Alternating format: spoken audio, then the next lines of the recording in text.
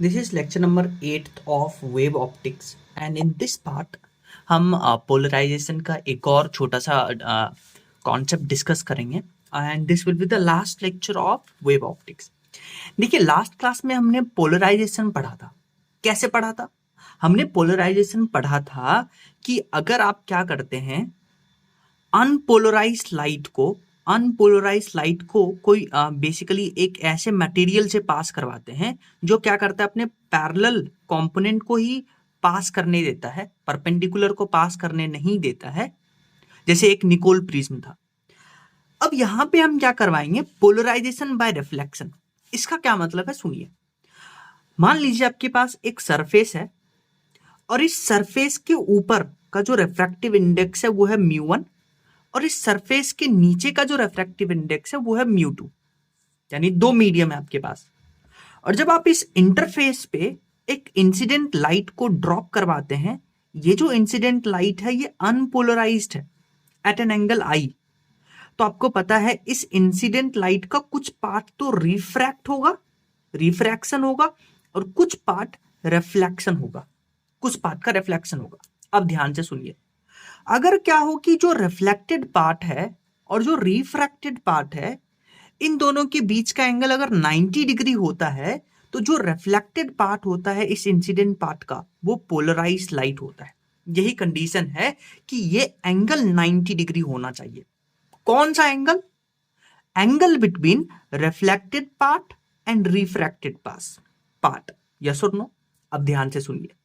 अब आप क्या करिए, इस लाइन के अबाउट आई, 90 और आर तीनों 180 के बराबर होगा, तो यहां से देखिए एंगल ऑफ रिफ्रैक्शन आ गया 90 माइनस आई, ठीक है। और आप क्या करिए, इन दोनों मीडियम के ऊपर स्नेल्स लॉ लगाइए, μ1 sine i equal to μ2 sine R लगाए, और फिर आप क्या करते हैं, यहां पे क्या करिए कि आर के जगह पे आप 90 माइनस आई लिखिए, तो sine 90 minus i that will be cos i, तो sine i upon cos i वो होता है टेन आई, तो टेन आई हो गया μ2 अपॉन μ1। अब आपको इसको रीड करना आना चाहिए। कैसे रीड करेंगे इसको? μ2 क्या है? μ2 जो इंसिडेंट पार्ट का लाइट दूसरे मीडियम में जा रहा है, यानी कि m2 मीडियम में, μ2 मीडियम में, और μ1 जहां इंसिडेंट लाइट आ रहा था, ठीक है। अब देखिए टेन आई किसके बराबर आ गया? μ2 अपॉन μ1। अब ध्यान से सुनिए, अब कंडीशन क्या हमने बोला था कि if reflected and refracted light are perpendicular to each other then reflected light behave as a polarised light and phenomena is called as polarisation by reflection, ठीक है। अब देखिए ये जो रिफ्लेक्टेड पार्ट और रिफ्रैक्टेड पार्ट 90 डिग्री एंगल बनाया, ये तभी बनाएगा जब आप एक स्पेशल इंसिडेंट एंगल लेंगे। अगर आप यहां पे उस स्पेशल इंसिडेंट एंगल के अलावा कोई एंगल लेते हैं तो ये दोनों आपस में 90 डिग्री नहीं होगा, और इस स्पेशल एंगल को हम बुलाते हैं ब्रूस्टर एंगल। तो ब्रूस्टर एंगल क्या है? वो एंगल ऑफ इंसिडेंट पार्ट ताकि रिफ्लेक्टेड पार्ट और रिफ्रैक्टेड पार्ट आपस में 90 डिग्री एंगल बनाए, उस एंगल को बुलाते हैं Brewster angle. So the angle of incidence in this condition is called as Brewster angle.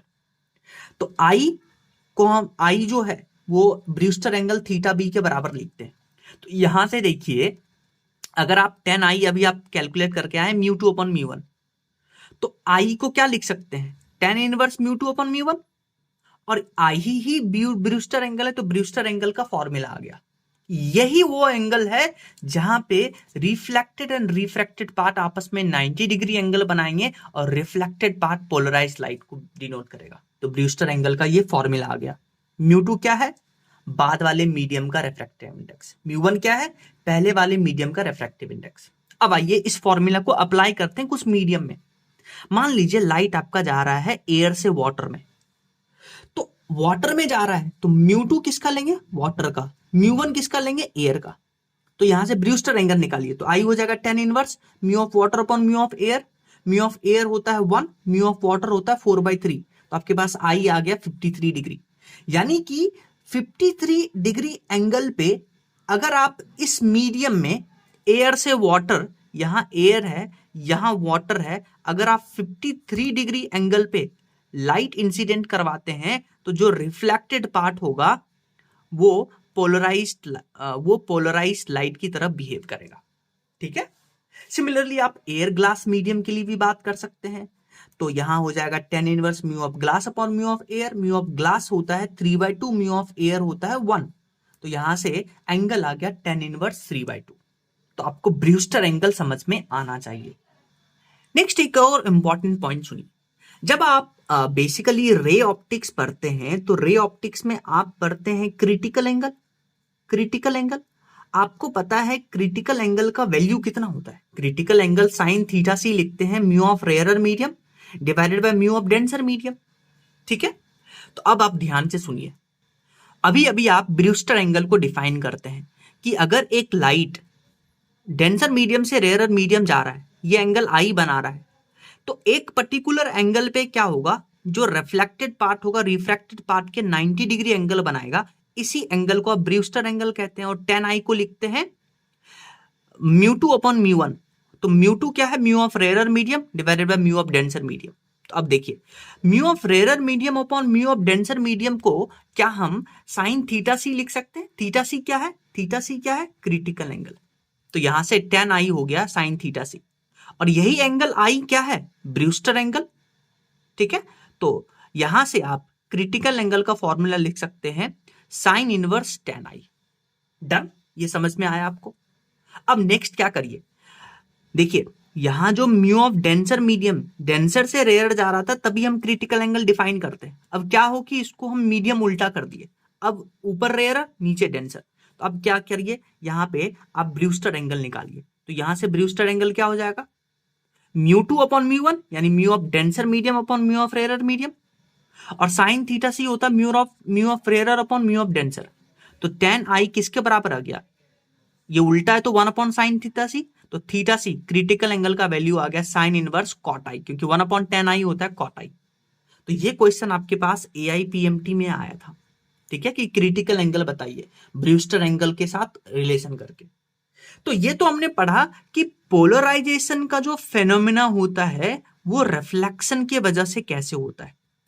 अब क्या है कि पोलराइजेशन कुछ और तरीके से हम अचीव कर सकते हैं। तो कुछ और मेथड होता है पोलराइजेशन का। जैसे पोलराइजेशन हम अचीव कर सकते हैं रिफ्रैक्शन से, डबल रिफ्रैक्शन से एंड स्कैटरिंग ऑफ लाइट से भी कर सकते हैं। तो ये तीनों नाम आपको सिर्फ पता होना चाहिए।